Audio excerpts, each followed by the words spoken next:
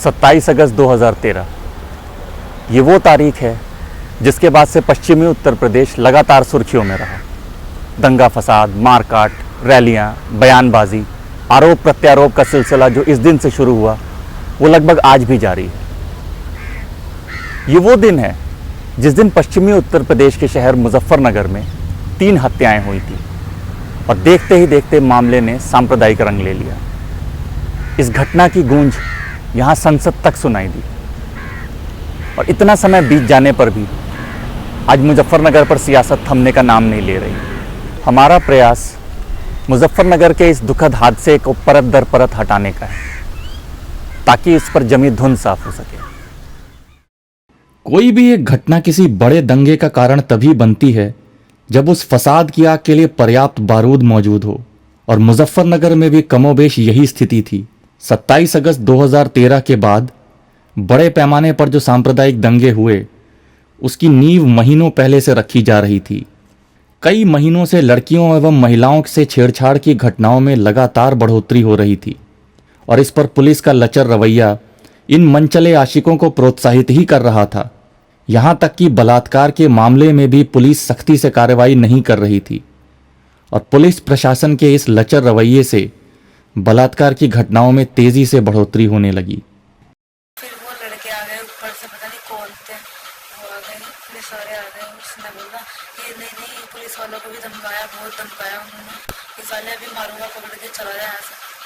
वो डर के मारे चले गए। तो उन्होंने फिर वो आए दोबारा, मतलब फिर पीछे आए रोकने के लिए, वो रुको रुको। फिर उसने कहा कि नहीं अभी मारूंगा तेरा अगर जो इन्हें रोका तो क्या कहना है। वो जब चले गए ना, तो उसने कहा कि भाई तुम एक काम करो, यहाँ पे चले जाओ, अंदर रुक जाओ जल्दी से। तो हाथ पकड़ के मैंने इतनी तेज लिया दूसरी गली में, कोई ना छोड़ दे, सबको पीछे ना गलत काम कर गया उसने सब। 5 लड़के। देखिए, कल यहाँ पे घटना हुई है जिसमें एक महिला जो कि रुड़की से चली थी और यहाँ शामली से होते हुए अपने गंतव्य स्थान हरियाणा में कहीं जा रही थी। तो यहाँ पे उसने बताया कि 5 लोगों ने उसका बलात्कार किया है। उसका मुकदमा लिख दिया गया है। वो 5 लोगों को पता लगा लिया गया है, आइडेंटिफाई कर लिया गया है कि कौन लोग हैं वो 5, और उनकी गिरफ्तारी के प्रयास किए जा रहे हैं। शीघ्र ही उनको गिरफ्तार कर लिया जाएगा। आरोपियों की गिरफ्तारी के प्रयास चल रहे हैं पूरे। वो यहाँ पे नहीं है, यहाँ से भाग गए हैं। उनका पता किया जा रहा है कहाँ पे हैं। उनके रिश्तेदारों को पूछताछ के लिए बुलाया गया है थाने पर। पूरे प्रयास चल रहे हैं और जल्दी गिरफ्तारी की जाए। मैं बोल रहा हूँ अभी कोई गिरफ्तारी नहीं है। एक और छेड़छाड़ एवं बलात्कार नहीं थम रहे थे, वहीं दूसरी तरफ पुलिस बलात्कार के आरोपियों पर सख्ती से कार्रवाई नहीं कर रही थी। प्रशासन के इस ढुलमुल रवैये को लेकर लोगों में रोष बढ़ रहा था और प्रशासन को नींद से जगाने के लिए लोगों ने विरोध प्रदर्शन भी किया। लेकिन महिला सुरक्षा की मांग और बलात्कारियों की गिरफ्तारियों की मांग कर रहे प्रदर्शनकारियों पर पुलिस ने बर्बरता से लाठीचार्ज कर दिया।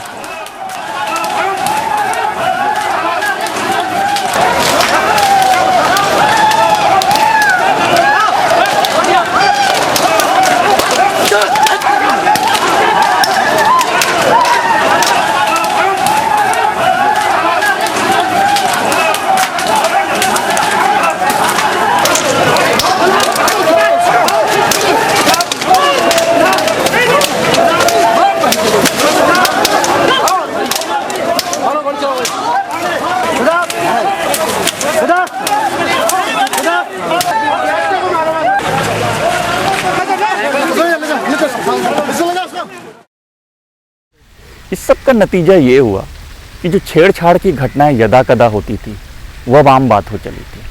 हालात यहाँ तक बिगड़ गए थे कि लड़कियों का अकेले स्कूल और कॉलेज भी जाना मुश्किल हो चला था। इन्हीं सब के बीच मुजफ्फरनगर के एक गांव मलिकपुरा में यहाँ रहने वाली एक लड़की ने अपने भाई गौरव और सचिन को बताया कि पास के ही गांव का शहनवाज उसके साथ छेड़खानी करता है और भद्दी छीटाकशी करता है। गौरव और सचिन अपनी बहन की खातिर शहनवाज के पास गए। लड़ाई झगड़ा हुआ, बातचीत बढ़ी और चश्मदीद लोगों के मुताबिक शहनवाज ने गौरव और सचिन की बहन को उठवा लेने की धमकी दी। इस पर बात और बढ़ जाती है, मारपीट होती है और 3 हत्याएं हो जाती हैं, शहनवाज, गौरव और सचिन की। ये तारीख थी 27 अगस्त 2013। स्कूल में जाता, हमारा भी बच्चा जाता, इस परिवार की भी बच्चा जाती स्कूल में, तो उनका काम था छेड़खानी करने का, टोंट कसने का। उस लड़के को महसूस हुई, उस पर सहन नहीं हुई, बस ये थी, उन्होंने अपना मारपीट शुरू कर दी। सचिन भी वहीं गया था, इसने भाई जी हमारे साथ मारपीट हो रही, ऐसा क्यों कर रहे, तो दोनों की बेरहमी से हत्या कर दी उन लोगों ने।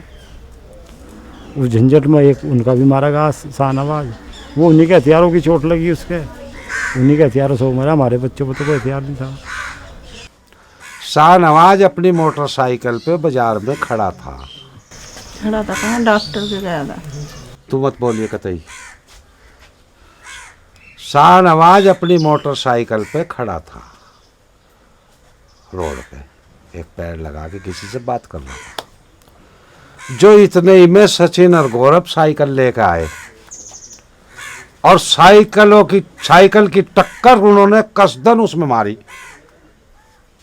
मोटरसाइकिल में। कहा हटा बे इसे एक तरफ, इसे खटाने को कहीं खड़ी करके खड़ा हो जा, हटा इसे एक तरफ। बस इस बात पर उनकी कहन सुन हो गई या मारपीट हो गई। वे आश्वासन दे के गए कि अपनी माँ से पैदा है तो खड़ा रहिए हमारे। वो यहाँ से नमाज पढ़ने गया, हमसे उसने कोई जिक्र नहीं किया। वो जो छेड़छाड़ हुई थी वो हमारे साथ तो नहीं हुई थी, हमारी और दूसरी बहन है, छोटी बहन है, वो पढ़ने जाती थी, उनके साथ हुई थी छेड़छाड़। तो हम लोगों ने तो पहले अपना स्कूल पूरा कर लिया था। नहीं, अकेले कभी नहीं जाते जी, भाई के साथ जाते हैं, ताऊ जी का लड़का है। भाई के पिताजी के भाई के या पिताजी के। हाँ जी, पहले भी ऐसा था, पहले भी भाइयों के साथ ही जाते थे। देखिए ऐसा हुआ था कि ये इनिशियली जो घटना थी वो एक लड़की को छेड़छाड़ की घटना थी।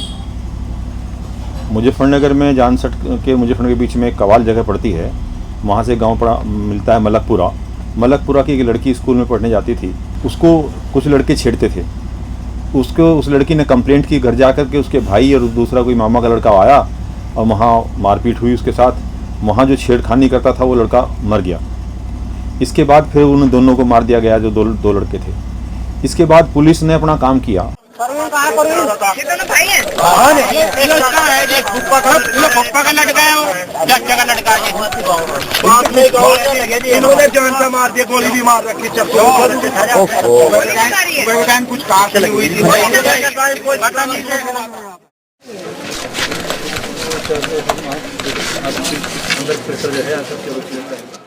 मामले की गंभीरता का संज्ञान लेते हुए प्रशासन इस बार पूरी तरह से मुस्तैद था और मुजफ्फरनगर की तत्कालीन एसएसपी श्रीमती मंजिल सैनी एवं जिला अधिकारी सुरेंद्र सिंह ने स्वयं आरोपियों को गिरफ्तार किया। सुनो, भागने की जरूरत नहीं बेटा, सीधे आओ, भागोगे दिक्कत हो जाएगी। वो भी भागे वाली साइड वाला पकड़ो। किसका घर है ये? चलो आगे बढ़ो। क्या नाम है?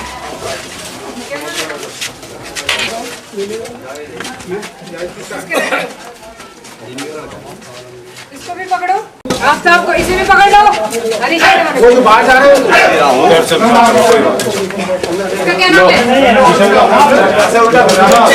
क्या नाम है?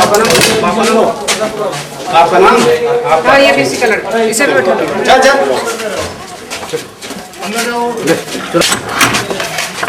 इधर देखो।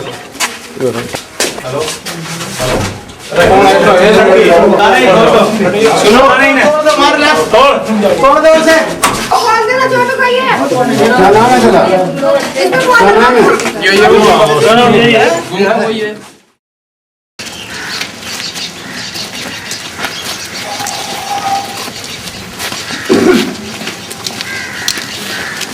ये थाना जानसठ क्षेत्र का कवाल गांव है।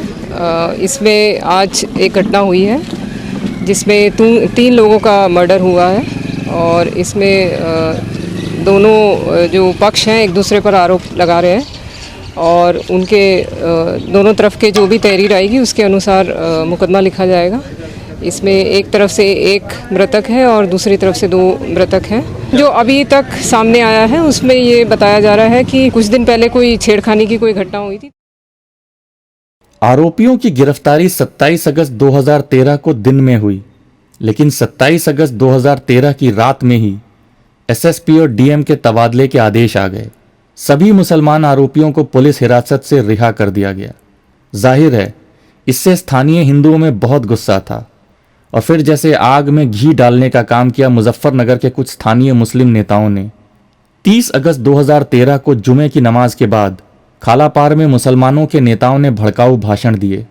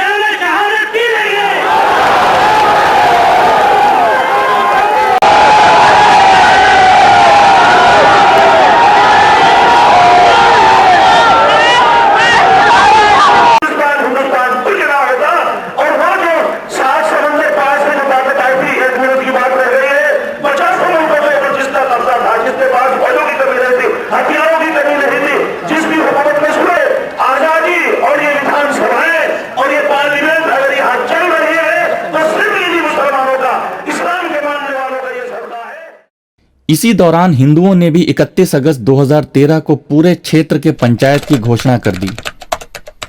लेकिन कुछ ही घंटों में प्रशासन ने दबाव बनाकर पंचायत को रद्द करवा दिया। अब पंचायत रद्द होने की खबर आग की तरह फैल गई। हिंदुओं को लगने लगा कि प्रशासन पूरी तरह से एक पक्षीय कार्रवाई कर रहा है और इन सब का नतीजा ये हुआ कि 60,000 से ज्यादा हिंदू पंचायत रद्द होने के बाद भी इकट्ठा हो गए।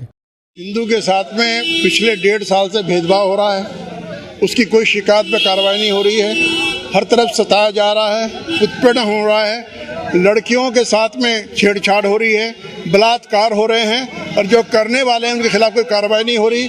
उल्टे ही जो शिकायत करने जाता है हिंदू उसी के खिलाफ कार्रवाई होती है। यहाँ का प्रशासन पंगु हो चुका है। यहाँ की सरकार बिल्कुल पक्षपात के आधार पर काम कर रही है। उसी का विरोध करने के लिए हम लोग इकट्ठे हुए हैं। इसके बाद 4 और 5 सितंबर को मुजफ्फरनगर बंद का आह्वान किया गया।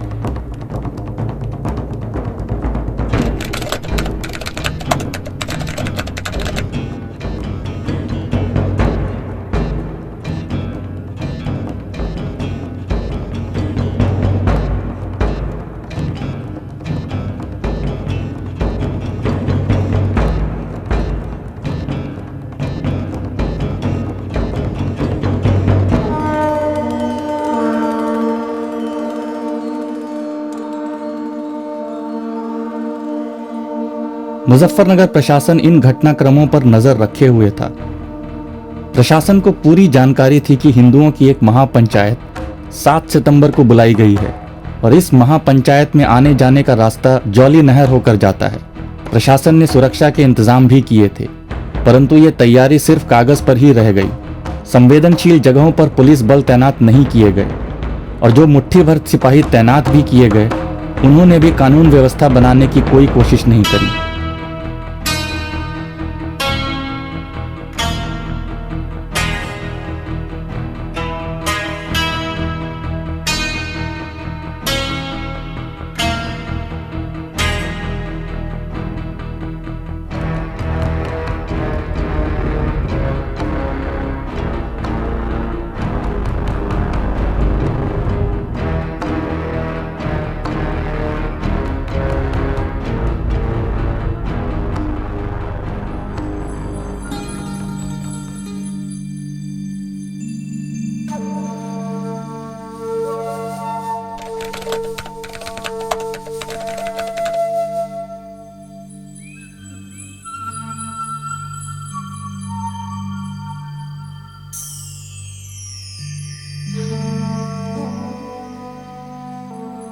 हिंदुओं ने 7 सितंबर 2013 की महापंचायत का आह्वान नारी सुरक्षा की मांग हेतु किया था। महिलाओं एवं स्कूली छात्राओं से आए दिन होने वाले छेड़छाड़ एवं तेजी से बढ़ रहे बलात्कार की घटनाओं के विरोध प्रदर्शन हेतु इस दिन पंचायत में बड़ी संख्या में लोग एकत्रित होने लगे। लेकिन इसी पंचायत में जाते समय कुछ हिंदुओं पर मुसलमानों ने हमला कर उन्हें घायल कर दिया और जब ये घायल इस महापंचायत में पहुंचे तो उनके घाव देखकर पंचायत में आए लोगों का रोष और बढ़ गया।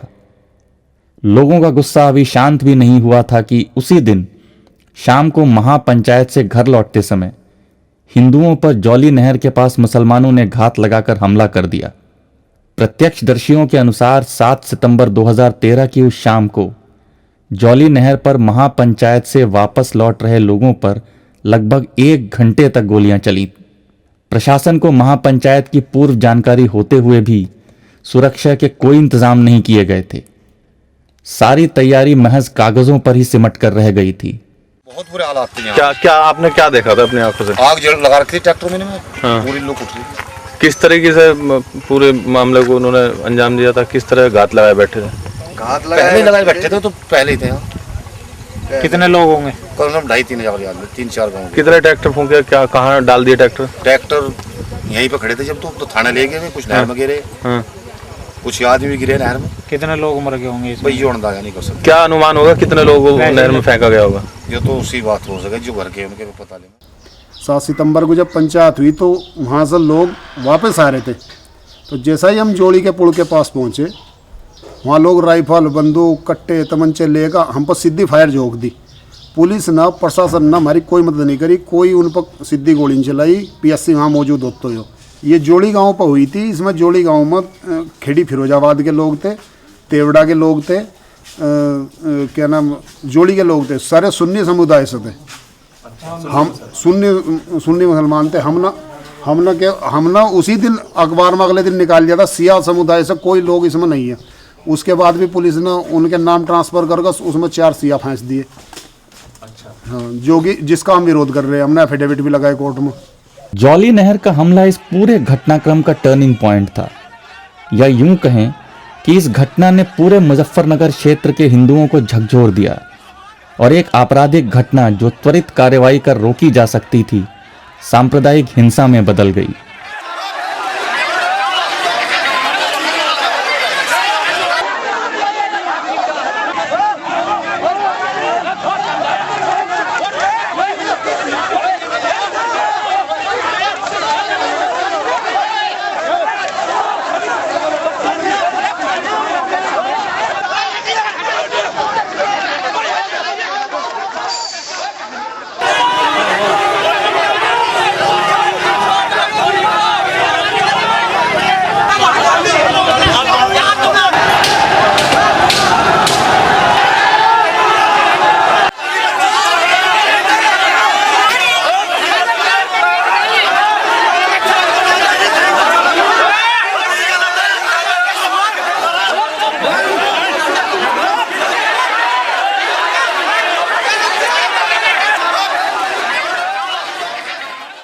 जौली नहर हमले की गंभीर प्रतिक्रिया हुई।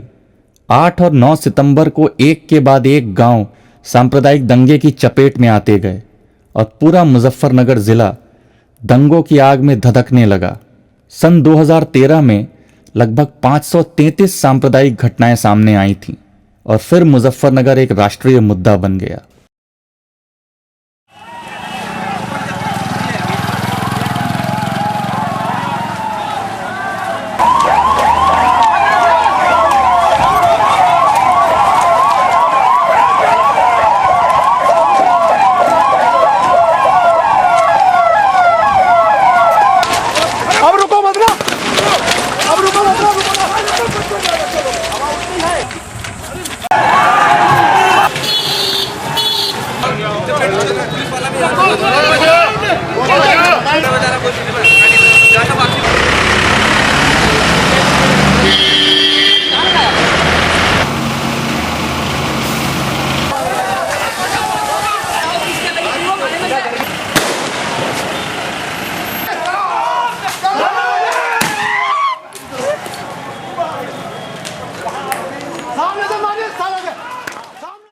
दंगे फसाद का यह सिलसिला कुछ दिनों तक यूं ही चलता रहा।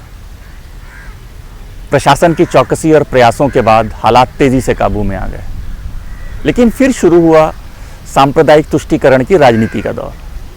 हुआ यूं कि उत्तर प्रदेश सरकार ने दंगा पीड़ितों के लिए, खास तौर से दंगे की चपेट में आए मुसलमानों के लिए 5 लाख रुपए मुआवजे की रकम घोषित कर दी। अब चूंकि ये रकम लाखों में थी, तो फिर मानो एक होड़ सी चल पड़ी मुआवजा पाने के लिए। जिन मुसलमानों के घर दंगे की आग में नहीं भी जले थे या जो दंगे की चपेट में नहीं भी आए थे, वे भी अपने घरों को छोड़कर राहत शिविरों में जा बसे। और राहत शिविरों से राजनेताओं के बयान आने लगे कि मुजफ्फरनगर के हालात अभी भी सामान्य नहीं हैं, कि मुसलमान अपने घरों को जा सके, कि हालात तेज़ी से ख़राब हो रहे हैं। लेकिन जब हमारी टीम वहाँ गई और इस बात की पड़ताल की, तो हमें कुछ और ही पता चला। दोनों डिस्ट्रिक्ट की बात करें, शामली और मुजफ्फरनगर, तो करीब 90 से 100 के बीच में से गांव थे जिससे लोग डिस्प्लेस होकर अलग अलग जगह पे आ गए थे। 41 कैंप्स हमारे डिस्ट्रिक्ट में संचालित थे और करीब 17 शामली डिस्ट्रिक्ट में संचालित थे। इनमें जो 50,000 लोग थे, इनको वापस भेजने का जब काम शुरू हुआ तो उन गाँव के लोग उनको रिसीव करने के लिए आए। दोनों की पीस कमेटी बनाई गई और इंश्योर किया गया कि ये लोग वापस सेफ रहें। काफ़ी दिनों तक सीआरपीएफ की पिकेट्स भी वहाँ पे लगाई गई और काफ़ी दिनों का राशन तक भी प्रोवाइड किया गया। लोग जो ओरिजिनल नेटिव गांव के थे, उन्होंने इंश्योर भी किया कि उनकी सुरक्षा की वो गारंटी लें और उनके मोहल्लों में दिन रात गश्त करके उनको सुरक्षा का विश्वास दिलाएं। तो ऐसे जो लोग नई जगह सेटल हो गए हैं, वे तो मोस्ट प्रोबेबली नई जगह हमेशा ही रहेंगे और उनको एक क्लियर टर्म में विस्थापित कहना भी गलत होगा, क्योंकि वे अपनी मर्जी से अब कंपनसेशन लेके नई जगह सेटल हो रहे हैं।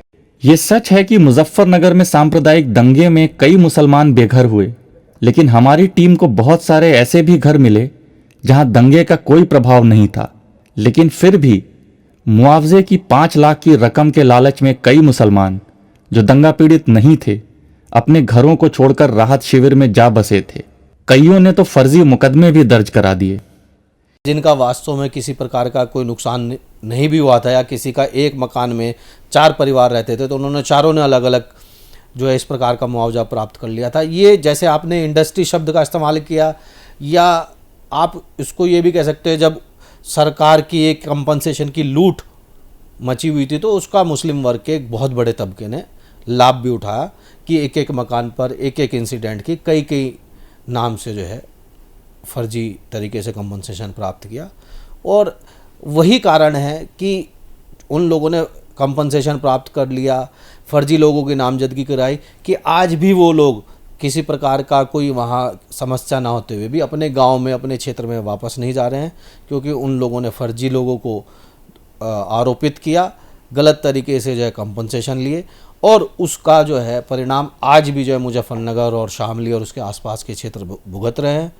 और सरकार की जो अपराधी को अपराधी न मानकर अपना वोट बैंक के तहत मानने की जो नीति है, उसी कारण से कैराना में, जैसे पिछले दिनों ये सामने आया, कैराना में बड़ी संख्या में जो है हिंदुओं का पलायन हुआ। ना यहाँ पर कोई आगजनी हुई, ना लूटपाट हुई, ना मारपीट हुई, अपने आप बाइज्जत वो गए, किसी ने कुछ नहीं कहा। 7 सितंबर से लेकर वो 9 सितंबर तक जाते रहे, किसी ने कोई, ऐसी बहू बेटी उनकी ऐसी हमारी, ऐसे बच्चे उनके ऐसे हमारे, किसी ने उनका थप्पड़ सार का नहीं लगाया। उन्होंने क्या काम किया, फर्जी मुकदमे हरिजन भाइयों के, वाल्मीकों के, कश्यपों के, किसानों के, ब्राह्मणों के, सबके उन्होंने जाकर के फर्जी मुकदमे। कोई किसी ने नहीं भगाया, गए अपनी मर्जी से, इसी गाड़ को गए चमारोवाड़ी की मुसलमान पर में किसी ने भगा ही नहीं देते, गए मैं अपनी मर्जी से, ना कोई इनके साथ मारपीट हुई। आग खुद अपने आप लगाई, खुद अपने आप भागे में, किसी ने उनके घरों में आग नहीं लगाई, नहीं कोई बदतमीज नहीं, सब इज्जत बरी लिखट गया। और लड़ाई तो बाद में ये दूर अल्लाह दो रही थी, कोई लड़ाई नहीं थी। वैधानिक रूप से बार बार एफआईआर सिर्फ इसलिए कराई गई चूँकि इन्हें धन उगाही करनी थी स्टेट से, इसी आधार पर इन्होंने कंपनसेशन लिया। हर घंटे के बाद ये वारदात दिखाते रहे, अलग अलग एफआईआर दर्ज कराई और एफआईआर के आधार पर इन्होंने 5-5 लाख रुपए लिए। ये सब काम अकेले मुस्लिम्स ने नहीं किया, बल्कि इसमें कुछ एनजीओ भी शरीक है इनके साथ, जिन्होंने सामाजिक ढांचे को ख़राब करने के लिए फर्जी एफआईआर लिखवाई। ये नसीम और गुलशेर 2 भाई थे, पुत्र इमामुद्दीन। नसीम के हिस्से का मकान इसके पिताजी ने, इमामुद्दीन ने पहले बेच दिया था, जिसके बदले में इसने मकान लिया था लोनी में। ये पिछले 5-6 साल से लोनी में रह रहा था, वहीं इसका राशन कार्ड, वहीं इसका पहचान पत्र, सब कागजात इसके वहीं के हैं। उसके बाद भी जैसे ही मुजफ्फरनगर में दंगा हुआ, तो इसने चालाकी से अपने को यहाँ का दर्शा कर न पहले इस मकान पर अपने और अपने भाई के नाम से डबल मतलब दोनों ने इसका पैसा लिया 5-5 लाख रुपए। इसी ने अपनी फर्जी तरीके से अपनी पत्नी का बलात्कार दिखाया, जिसमें निर्दोष लोगों को फंसा कर, जो बहुत बड़े विवाद का कारण है। यहाँ तक कि देखिए इसमें आगजनी दिखाई दी अलग अलग FIR में 2 बार। इसकी छतें भी लकड़ी की हैं, आप इनका अवलोकन कर सकें। क्या जब आगजनी हुई थी तो इसकी लकड़ी भी नहीं जली?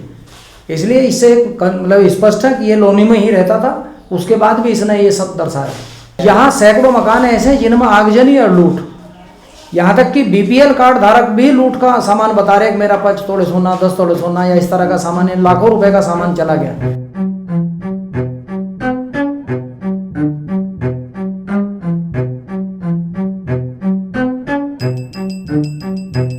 इस पूरे मामले की सुनवाई के लिए सर्वोच्च न्यायालय में याचिका दायर की गई। उत्तर प्रदेश सरकार ने 26 अक्टूबर 2013 को घोषित किया कि वित्तीय मदद सिर्फ मुसलमान परिवारों को ही दी जाएगी। इतना ही नहीं, इस विज्ञप्ति में सिर्फ कुछ गांव और कुछ चुनिंदा राहत शिविरों को ही चुना गया। इसका मकसद साफ था, सिर्फ कुछ चुनिंदा मुसलमानों को ही राहत की राशि मिले। कोर्ट में दायर याचिका के बाद आनन फानन में इसमें 25 नवंबर 2013 को संशोधन किया गया और विस्थापित मुसलमान परिवार की जगह विस्थापित परिवार किया गया। परंतु जमीनी स्तर पर कुछ भी नहीं बदला। सिर्फ 9 गांव के कुछ परिवारों को सरकारी मुआवजे की रकम मिलती रही और जरूरतमंद मुसलमान और हिंदू परिवार मुआवजे की रकम के लिए भटकते रहे। सुप्रीम कोर्ट ने 2014 में जो अपना जजमेंट दिया उसमें कहा कि जो मुजफ्फरनगर का दंगा हुआ वो वास्तव में प्रथम दृष्टया प्राइमा फेसाई प्रदेश सरकार की लापरवाही के कारण हुआ। उसी समय एक बात ये भी सामने आई थी कि बड़ी संख्या में हिंदू नौजवानों का फर्जी नामजदगी कराई जा रही है, जिससे कि वो उनके भविष्य को चौपट किया जा सके, वो किसी नौकरी में, क्योंकि विशेषकर मुजफ्फरनगर और आसपास के क्षेत्र के नौजवान फौज में, पुलिस में और अन्य इस तरह की पैरामिलिट्री फोर्सेस में जाने के इच्छुक रहते हैं। अब जब इन्वेस्टिगेशन हुआ तो उसमें ये बात साबित भी हो रही है कि जो नामजदगी थी उनमें से अधिकांश फर्जी थी। कुछ लोग तो ऐसे थे जो उस समय वहाँ मौजूद भी नहीं थे, उन नौजवानों की भी नामजदगी हुई। उसके बाद अब जो अदालत में जो केस चल रहे हैं उन केस में भी भारी संख्या में लोग बागों का एक्विटल हो रहा है, जो इस बात को साबित करता है कि उस समय जो नामजदगी हुई थी वो मोटिवेटेड थी, फर्जी थी और एक वर्ग विशेष के हिंदू नौजवानों के भविष्य को बर्बाद करने के उद्देश्य से की गई थी। दुर्भाग्य की बात यह रही कि सैकड़ों गरीब मुसलमान और हिंदू जो सचमुच दंगे के शिकार थे और जो मुआवजे के सही हकदार थे, वे इस मुआवजे की रकम से अछूते रह गए। ना तो इनकी सुध राजनेताओं ने ली और ना ही इस बात पर कोई चर्चा हुई।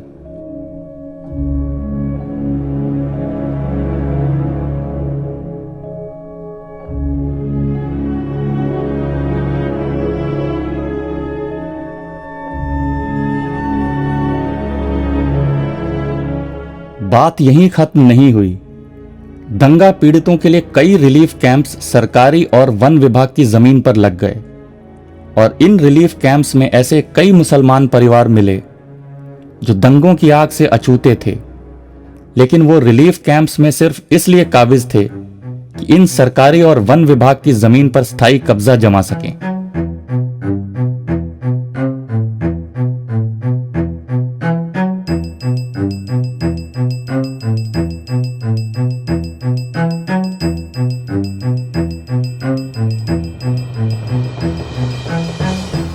जहां एक और वास्तव में दंगा पीड़ित मुसलमान मुआवजे की रकम के लिए दर दर भटक रहा था, वहीं जिन मुसलमानों को ये रकम मिली उनसे ये रकम हथियाने के लिए कई दलाल सामने आ गए।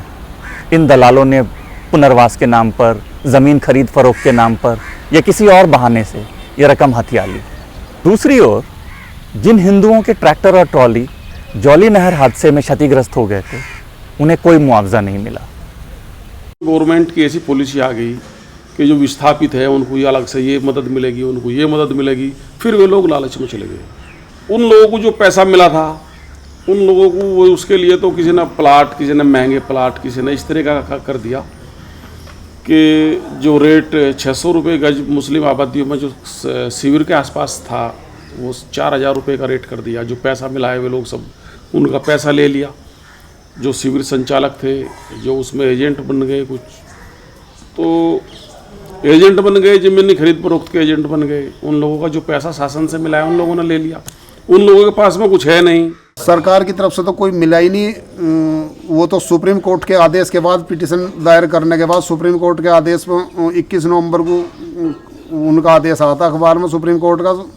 सदाशिव जो मुख्य न्यायाधीश थे उन्होंने कहा मुझे ट्रैक्टर फूकने का पता, कितना दर्द हो, एक बार मरने का घटना भुगत चुका है। और इनको इनके ट्रैक्टर कल तक रिलीज हो और इन्हें फंड मिला तो उसके अनुसार इन्होंने उसकी मरम्मत का फंड दिया। हमें कई ऐसे हिंदू परिवार मिले जिनके परिवारजन ये कह रहे हैं कि उनके बच्चों को बिना कसूर दंगों के एफआईआर में नामजद किया गया है। जानबूझकर इस तरह के बच्चों को फंसाएगा जो काबिल होने की उम्मीद में है। कोई बेल्ट की नौकरी चाहता है, कोई सिविल की चाहता है, किसी के सपने हैं IAS PCS बनने के, लेकिन जानबूझकर उन्हें लिख कर फंसा गया। उन्हें जानबूझकर फंसाएगा जो लोग यहाँ गांव में भी मौजूद नहीं थे। और एक इसके लिए एग्जाम्पल दूसरा यूँ भी है, मेरे पास सबूत है, मैं आपको उसकी कॉपी दूंगा। एक बलात्कार में जिसके नाम की रिपोर्ट की गई, सुभाष सनोप इकबाल, उसे 22 साल मेरे 21-22 साल हो लिए मेरे को। उसका मैं रिकॉर्ड सहित मेडिकल और CMO का वो स्कूल की मार्कशीट सब चीज़ उपलब्ध है, मैं आपको उसकी कॉपी दूंगा। अब जैसे दंगे होने के महीनों बाद कई महिलाओं ने फर्जी रेप केस दर्ज कराए। सरकार ने उन लोगों को संरक्षण दिया, दंगों में रेप के नाम पर जो है कंपनसेशन दिया। लेकिन अब जब उन रेप केसेस का ट्रायल हो रहा है तो ये साबित हो रहा है, क्योंकि अधिकांश रेप केसेस में एक्विटल हो रहे हैं, कि वो जो रेप केसेस में नामजदगी कराई गई थी वो भी फर्जी कराई गई थी। जिस छेड़छाड़ की घटना के बाद इतने बड़े पैमाने पर दंगे फसाद हुए तो लोगों को उम्मीद थी कि कुछ समय तक महिलाओं से छेड़खानी बंद हो जाएगी और बलात्कार की घटनाओं पर लगाम लगेंगे, लेकिन ऐसा कुछ भी नहीं हुआ। इस दुखद हादसे के लगभग तुरंत बाद ही स्कूली छात्राओं और महिलाओं से छेड़छाड़ की घटनाएं फिर शुरू हो गईं। मुजफ्फरनगर प्रशासन की एक गोपनीय रिपोर्ट स्वयं इस बात की पुष्टि करती है।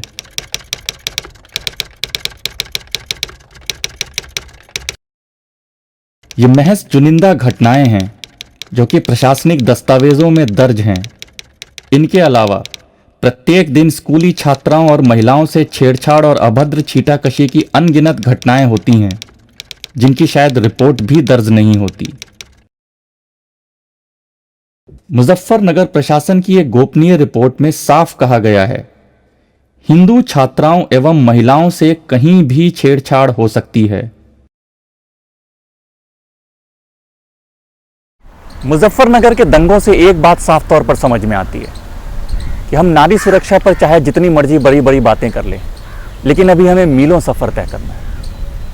अगर इतने बड़े दंगे का कारण छेड़छाड़ और बलात्कार जैसे जघन्य अपराध हैं, तो फिर नारी सुरक्षा की बातें और दावे दोनों ही खोखले हैं। एक बात और साफ है कि चाहे बलात्कारी किसी भी धर्म या संप्रदाय का हो, कार्रवाई तो होनी ही चाहिए। लेकिन मुजफ्फरनगर में हुआ इसका ठीक उल्टा। एक और तो कार्रवाई नहीं हुई और दूसरी ओर इसे हिंदू बनाम मुस्लिम का जामा पहना दिया गया। लेकिन इससे फायदा किसी का भी नहीं हुआ, ना तो हिंदू का और ना ही मुसलमान का। परंतु मुजफ्फरनगर में आज भी स्कूल जाने वाली छात्र और छात्राएं और महिलाएं अपने आप को असुरक्षित महसूस करती हैं।